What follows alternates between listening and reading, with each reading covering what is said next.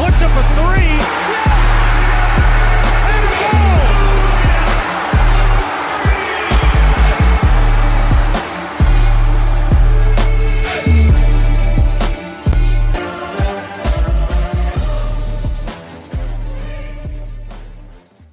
Bearcat Blitz, a big Bearcat Blitz, chock full of news and historic Bearcat basketball results. Welcome in, everybody. I'm your host, Russ Heltman, All Bearcats reporter. Check me out on allbearcats.com. And you can also find my co-hosts work there as well. Neil Meyer across the way, here to touch on a big Sunday of football transfer commitments, a big Saturday with the biggest victory of the Wes Miller era, 71-60 over number 12 BYU, and also touching on the Big 12 home opener. We just keep rolling into, Big 12, big is the word of the season, the word of the year, word of the last 8 months for this show, as we have a stripe out with Texas coming to town on Tuesday evening. You can also catch Neil's work at the Front Office News as well. You can catch them on All Bearcats and the Front Office News, and you can catch this show wherever you get your podcasts, Apple, Google, Spotify, whatever podcast platform you subscribe to. Please subscribe to us there.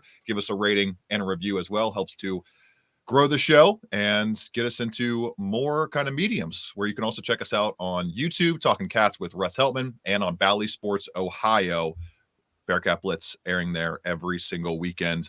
Of course, we are presented by Bet Online, with NFL playoffs here and the NBA season in full swing. Bet Online has you covered with all the up-to-the-second odds, news, and scores. With additional odds, lines, trends, and info on both desktop and mobile, you can access the world's best wagering information anytime. Head there today to get into the action and see all of the updated odds. Remember to use our promo code when you sign up. That's BLEAV. Once again, that's BLEAV to receive your 50% welcome bonus on your first deposit. Bet Online, where the game starts.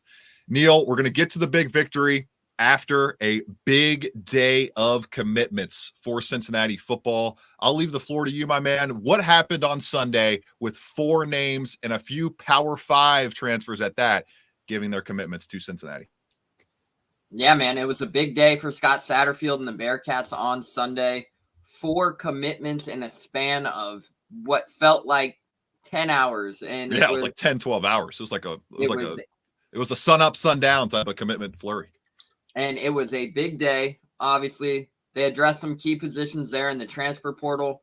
And they talked about it all offseason. They wanted to bring guys in that fit this program, leadership, values, everything they value. They wanted it to be about the Bearcats. And they did so on Sunday. Obviously, 4 big transfers in North Texas. Safety, Logan Wilson, West Virginia linebacker Jared Bartlett, Grambling running back Chance Williams, and then Wisconsin defensive end Darian Varner. So 4 big names, and Jared Bartlett, for me, is the guy who stands out the most, because you're looking down at this list, comes from West Virginia. And what did West Virginia do this season?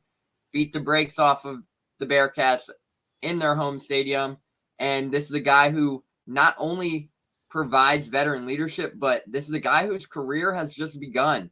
And it seems like each year as he has progressed, he has gotten better and better. He had a career year in 2023, 49 tackles, 4.5 sacks, 6'2", 240-pound linebacker. I think he has the ability to be a huge impact player there at the linebacker room. Obviously, something that could be a key depth player. Obviously, Scott Satterfield and the Bearcats have mentioned the development of Jonathan Thompson. We know what Jack Dingle and Dorian Jones is capable of. And, man, you bring in a guy like Bartlett, that linebacker room is going to be flying around making some big tackles here in 2024. And then another one of those transfers that really sticks out to me, Russ, is Chance Williams, running back from Grambling. 890 yards, 6 touchdowns last season. And Scott Satterfield has mentioned he needed an explosive back. And next thing you know, he gets another one in the transfer portal alongside Evan Pryor to pair with a guy like Corey Kiner.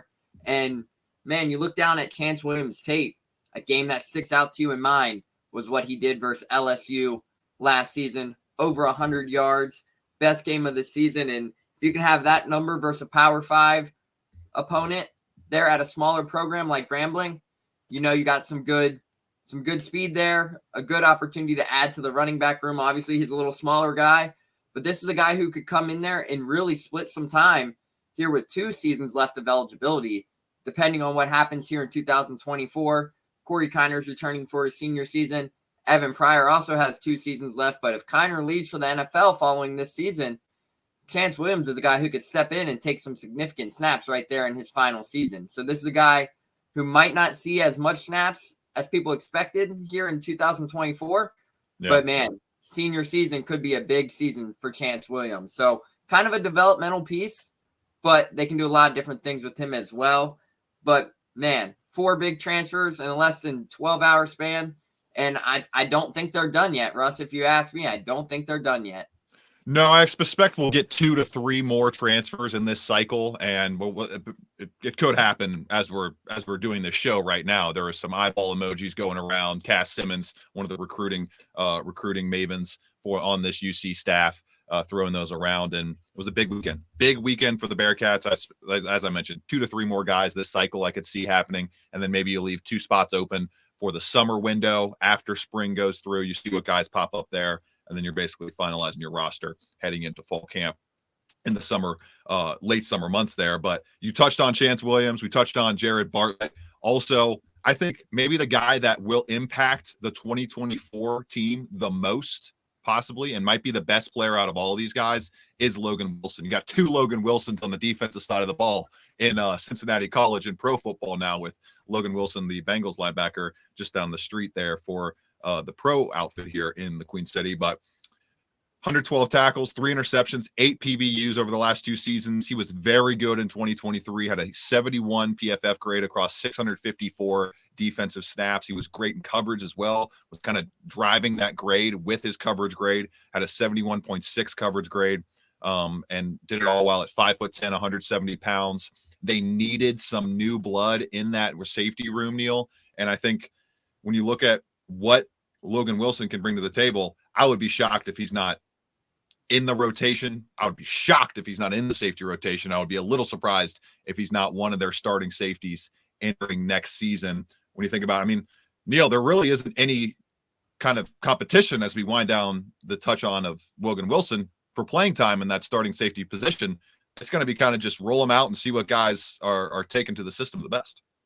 Yeah, absolutely. And you see Brian Threats transferred to Central Florida, Deshaun Pace, a linebacker and defensive back in that hybrid star position, also transferred to Central Florida. And then you see a guy like Taj Ward's eligibility runs out. Sammy Anderson leaves, goes to Charlotte.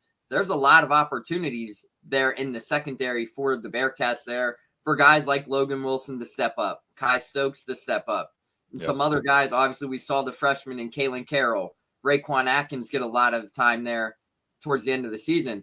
But there's a lot of opportunities sitting on the table right now for the Bearcats there in the defensive back and the secondary. So for a guy like Logan Wilson to come in, it should be pretty interesting to see how it unfolds there in fall camp, spring camp. But look for a guy like Logan Wilson and Kai Stokes to come in and try and make an immediate impact for Scott Satterfield and the Bearcats. Right, Kai Stokes out of Ohio State, right? I'm not mistaken on that. Yeah, he's Ohio State Buckeye. One of the Buckeyes making their way over to UC. Were you going to say, Neil? Yeah, Kai Stokes. Yeah, from Ohio State. Those are 2 guys who could come in and probably make an immediate impact there in the secondary. Obviously, they provide a lot of experience, a lot of veteran leadership. But for Kai Stokes, he's been on some championship teams over the last few seasons at Ohio State. He knows what it takes to win those big games. And having somebody with that experience there in the secondary, in that defensive backs room, that is huge for a guy like Kerry Combs and this Bearcat staff. Yeah, when you look at Logan Wilson, he is just coming off of a season in the AAC. So a group of 5 level, but not like he's playing in the MAC or the Sun Belt or something. It's the AAC. It's definitively the 6th best conference in the country. And so you got a lot of experience, a lot of snaps played in that conference. You can take that experience and try to parlay it into solid, if not even better play Bearcat fans are hoping for in the Big 12 out of Logan Wilson. Then to round out the weekend of commitments, and we'll get to a decommitment real quick before we get to the hardwood, Darian Varner picking off a player from Luke Fickell's ranks over at Wisconsin. He comes over to UC for his final year of eligibility. 6'3", 275-pound grad transfer, Neil. He's kind of listed as a defensive lineman, but is kind of more like that Jawan Briggs role where he's going to be able to flash all over the line. I bet they're going to keep him at a similar weight as what they had Briggs on, what they had Briggs at, and so kind of that tweener defensive line, defensive end role. And then you're mostly going to see a guy like Bartlett, who we already touched on. I would imagine if he ends up being the starter, to be the dog position, kind of that guy similar to Daniel Greshik, play a similar kind of role to what Greshik did for that defense last year. But when you look at Varner, 275 pounds, big guy, didn't have a ton of experience last year with Wisconsin. Appeared in 11 games, had 5 tackles, 2 pressures, 1.5 tackles for loss, and he got a 55.8 defensive grade across 122 snaps. So obviously not wowing anybody. He's not going to be a premier transfer, making headlines and driving the class or anything by that means. But I think Neil, decent depth piece and a guy that at least you could get into the defensive line room and just have some experience along that front. Yeah, absolutely. And you mentioned Varner not seeing that much significant time because he was battling a foot injury, for the people who don't know. So He was battling an injury there in the 2023 season that kind of hampered him a little bit. But it's also very important, as you mentioned, to keep him kind of similar at that weight that Jawan Briggs played at. And that's something that Coach Nico Palazzati will get him in the weight room and probably put a couple of pounds on him and play him. Probably closer to 290 is what I would expect to see him at. That's what Briggs checked in at throughout the season, right? Like 290 to 300 range, right between that. 315 before the season, and then coming into the actual fall camp and stuff, he was down to 295, I believe, or 290. Yeah. So he dropped quite a bit of weight, got in shape, had a great season. But that would be something I kind of expect from Varner. Obviously, he provides very good experience there alongside Eric Phillips and Dante Corleone. But before getting hurt in 2023, this was a guy who had a career season in 2022, a first-team All-AAC selection, where he finished with 35 tackles and 7.5 sacks for Temple, and was a key piece for the Owls on the defensive side of the ball, which led to him hitting the transfer portal, exploring his options, but things just didn't go as planned at Wisconsin. But now he looks to rebuild and get back healthy and be a huge impact player for Scott Satterfield and the Bearcats heading into 2024. Sorry. Yeah, no, it's tough with that calendar flip over the past 10 days or so. As he's Neil Meyer, I'm Russ Heltman, your all Bearcats reporters and your hosts here on Bearcat Blitz. One guy that flipped, Neil, George Gums Jr., defensive ends, kind of the highest upside piece defensively that they had added in the current standings where we are in the transfer portal. He flips from UC to Florida late last week, and then that kind of prompts, maybe they already kind of anticipated that happening because Bartlett was in for a visit last week, and Varner were already maybe kind of in the works in terms of getting them signed on and into the commitment portal type of thing, into the commitment side of things. And so that obviously wipes out what you lose in George Gums. George Gums flashed a little bit last year in Northern Illinois, but I wouldn't say it's a massive loss considering they replaced it very quickly with those two guys in Darian Barter and who else was it? Jared Bartlett. I'm getting them all mixed up. There's been so many commits the past few days. And then another little nugget that I wanted to give to our audience and that was interesting is there was chatter of Brendan Sorsby getting targeted and possibly poached by USC late last week. Rumor is Lincoln Riley got on the horn late trying to get Sorsby into the coffers, into the LA side of things, but Sorsby is enrolled.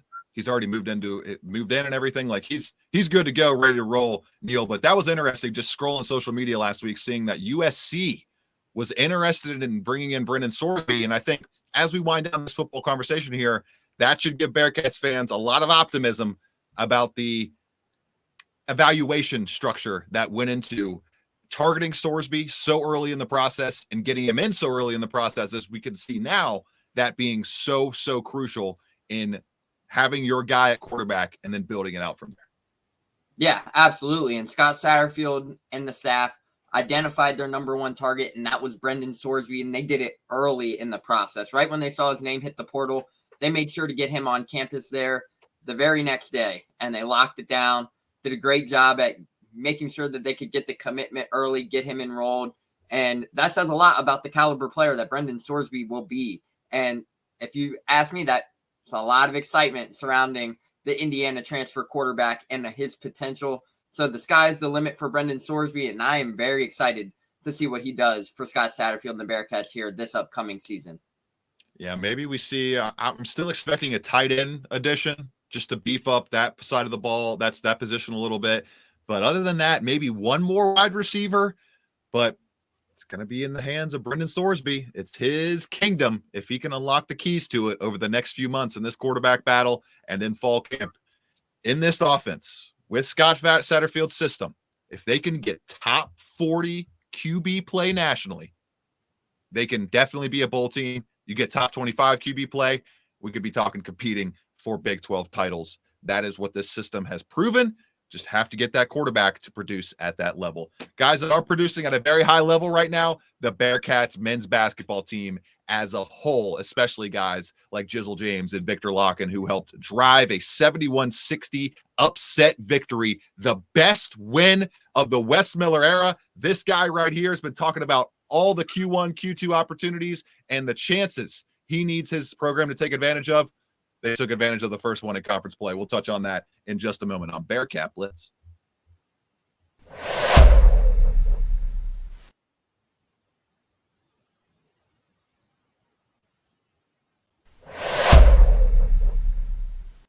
Neil, 71-60 victory for Cincinnati basketball over BYU. They hold the Cougars to about 30 points lower than their average scoring posting this season. They only allow Trevin Knell to go off. Other than that, no other Cougars scored more than 10 points in this basketball game. They hold leading scorer Jackson Robinson, the 2 of 7 from the field. Cincinnati finally shuts down the top scoring option on a good team opposing them on the other side of the hardwood.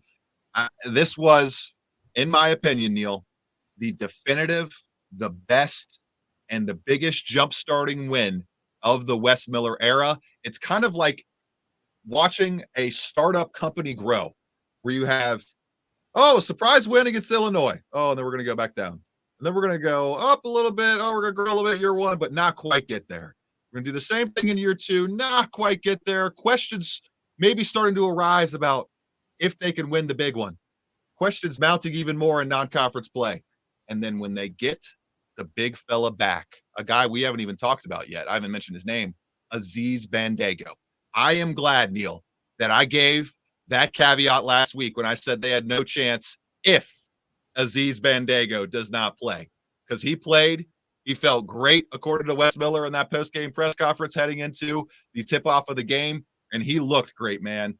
10 points, 12 points, 10 rebounds. He was just 4 or 5. Unbelievable in the game. He was so good. 12 points, 10 rebounds. Thank you. All 10 on the defensive side of the ball. Had an assist as well, a block to add to that. And Neil, in this ball game with Aziz Bandaogo on the floor, the Bearcats offense had a 162.3 offensive rating, which would blow the doors off of any team in the country's other offense. And his defensive rating, just about 100 points lower, 62.9. Neil, when this program has Aziz Bandaogo at full strength and ready to strike fear in the hearts of opponents, they can hang with any team in the country. And we saw that firsthand with the best win in the country so far on the road against the number 2 ranked team in the net. Yeah, absolutely. And you've talked about it all week, all season long, Russ, that this is going to be a huge opportunity. And man, did Wes Miller and the Bearcats come and get the job done. They were down by 8 at the half, 31-24, I believe. So 7 points down at half. And man, they come out and they outscore the Cougars 47-29 in the second half, sparked by Jizzle James. And man, the freshman, it just seems like every game that is a big game, who else but Jizzle James steps up. He put the Bearcats. 10 of his, 12 points in that half, right? 10 of 12 in the half. 10 points in the second half and 10 points when the Bearcats needed it the most. About the 10-minute mark, man, Jizzle James, we all know the player he is, but man, he comes in there with contact and he just gets downhill and attacks. He's not scared of anybody. Obviously, his dad wasn't scared of contact either, being an NFL Hall of Fame running back. But man, the freshman shines in the big moments. And this was one of those ones where he had to take this game over, not only on the offensive end, but on the defensive end as well. Because let's be honest, Trevin Knell was just given nothing but buckets to the Bearcats before Mark Pope pulled him out at the 10-minute mark and rested him for about 6 minutes there, heading into the final stretch with Russ. If you ask me, I'm not sure what that decision was, but I'm all for it. But man, with the way he was shooting the ball, 9 of 12 from 3 at one point, and it just seemed like Trevin Knell couldn't miss. But then you come in, then once they made that sub, Wes Miller kind of shifts it, brings in Jizzle James. And the performance of Jizzle James, we talk about a guy like Aziz Bandego too, but Jizzle James stepped up the most in a game where Day Thomas really struggled. Was 4 points, 0 of 7 shooting, but 7 turnovers. Russ, 7 turnovers. 7 of the 18 turnovers for the Bearcats came from their starting point guard in Day Thomas, which I don't think we see a performance like that again this season. But leaning forward, don't be surprised if Jizzle James gets himself some more minutes, because, man, was he impressive on Saturday night versus the number 12 team in the country. And then Aziz Bandego, man, they had no idea he was going to be available to play up until just about game time. Yep. And, man, did he shine in his return back to Utah. 12 points, 10 rebounds, 4 or 5 shooting, and he even said it in the post-game press conferences.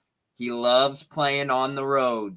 And in an environment where he has done a lot of terrific things in Utah, man, was it a great sight to see for Bearcats fans. And that is an excitement as all can be happy for heading into this gauntlet of a Big 12 schedule. And if you're Aziz Bandego, opposing teams, watch out, because that is now his 4th double-double since getting eligible of the season already. Obviously, he missed the 3 games, but 4 consecutive games of a double-double dating back to December for the big fella.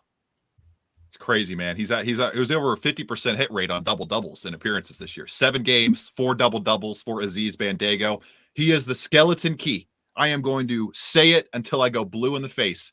With him healthy, alongside Victor Locken, who was, we haven't even talked about him much, fantastic in this game. Fantastic. One of his best high leverage games as a Bearcat, as the leading scorer on this team, had 17 points, leading scorer for UC, 6 of 12 from the field, put up 4 threes, hit a pair of them. Even Bandego hit a 3 as well. I mean, when they can show that kind of attack at all 3 levels of the floor, with all different guys coming at you. Dan Skillings, we got to mention him as well. He was solid in this one, 10 points, very efficient, 4 of 7 from the field. I think they are now 12-0 in Skillings' career when he scores 10-plus points. Digits. Yep. Yeah. So, like, the rebounding split. I mean, you had 1, 2, 3, 4, 5, 6 guys have 4+ rebounds in this game on the UC side of things, headlined by Bandego's 10. And Neil, this is up against a team that coming into the contest was top 5 nationally in rebounding.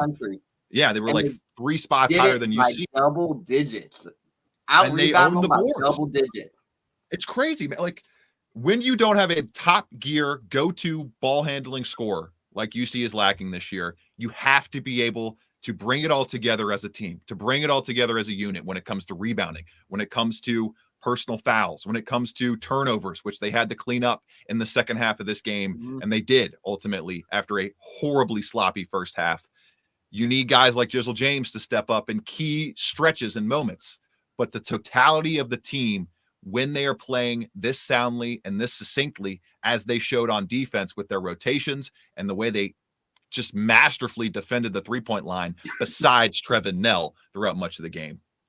You can beat anybody in the country. You can, when you have this collection of talent and this kind of execution at a high level. We'll get to a Texas update in just a moment, Texas preview in just a moment, as the Bearcats could be ranked going into that contest. It'll be dropping really right when we get done recording this podcast. The AP Top 25 will drop, as UC is looking to get back into the rankings for the first time since the end of the 2018-2019 season, after Neil getting their biggest win on the road since the 2019 season. Things that have not happened this decade. A lot of it happening right now in the past 10 days across this week for Bearcat basketball. Get to it in just a moment. Texas preview on Bearcat Blitz.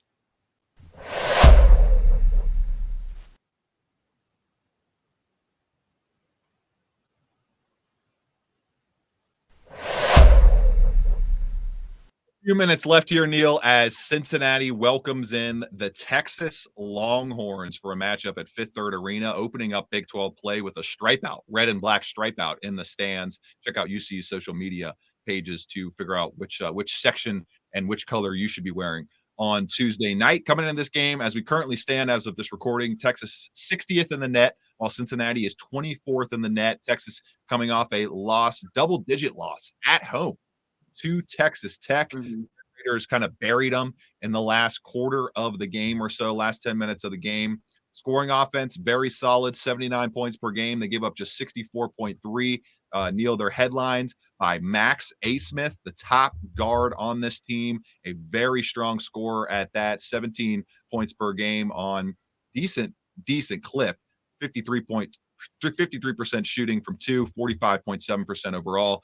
Tyrese Hunter, his running mate and kind of go-to scoring compadre on that backcourt side of things, 13.2 points, 4.4 assists. Those guys ultimately drive the offense, Neil, and they feed it into names like Dylan Mitchell, Caden Shedrick, and Dylan Disu. These three forwards, I think, are the biggest issues for Cincinnati to deal with, because if they can shut down the forwards, keep them off the glass, and force all of the offense shooting-wise to go through Hunter and A-Smith, I think they can kind of break down those smaller players a little bit easier and be able to wear them out and wear them down towards the ends of the game, a game in which I had the Bearcats winning 76-60 and kind of an old-fashioned knockdown, drag-out fight that UC's depth, home court advantage, and overall sound execution ultimately allows them to win. But this is not going to be an easy, obviously no game in the Big 12 this year is really going to be easy, but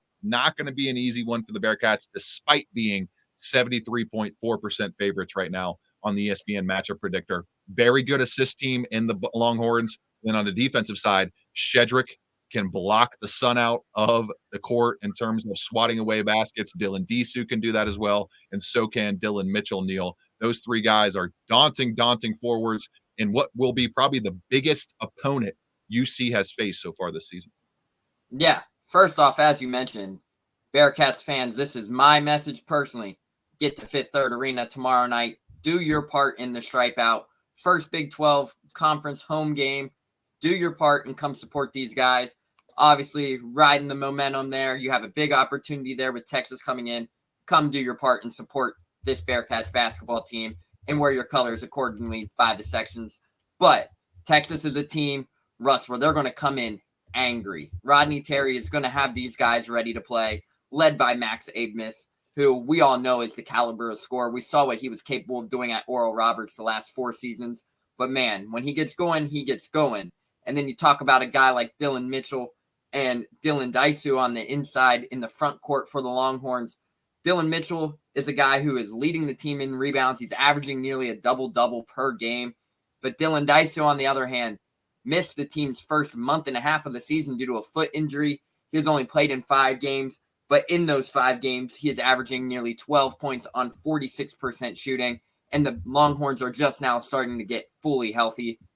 So overall for the Bearcats, it's going to be a challenge at their hands. But this is a game, as you mentioned, where the size can take over with the Bearcats in players like Aziz Bandego, Jamil Reynolds, Victor Locken. I expect those big guys to really find ways to contain Dylan Mitchell and Dylan Disu, keep them off the glass, and they're going to have to make Max Abmas and Tyrese Hunter beat you guys. But Tyrese Hunter is coming off back-to-back 20-point performances for the Longhorns, so you cannot let him continue that rate here at Fifth Third Arena tomorrow night. But the Longhorns are a high-powered offense, and the Bearcats know they will have a challenge at their hands. But will they be able to build the momentum and keep the ball rolling following their dominant victory over BYU on Saturday night?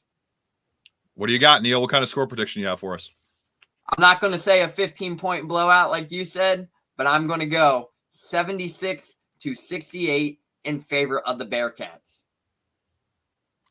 What did I say? Did I say 76-60? I meant 76-70. 76-70. Yeah, Give me 76-70. 60. That's what I meant to say 70.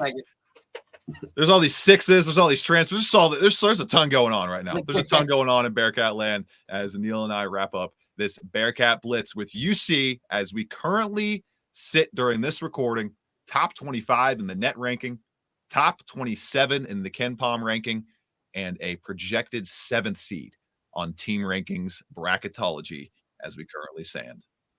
Crazy. We'll see if they can keep climbing up that seeding projection and keep building on this conference momentum with a victory over Texas. We'll be back to break it all down on the late week show, plus hopefully a fun interview with someone from UC land as well. For Neil Meyer, I'm Russ Heltman. This has been Bearcat Blitz on the Believe Network.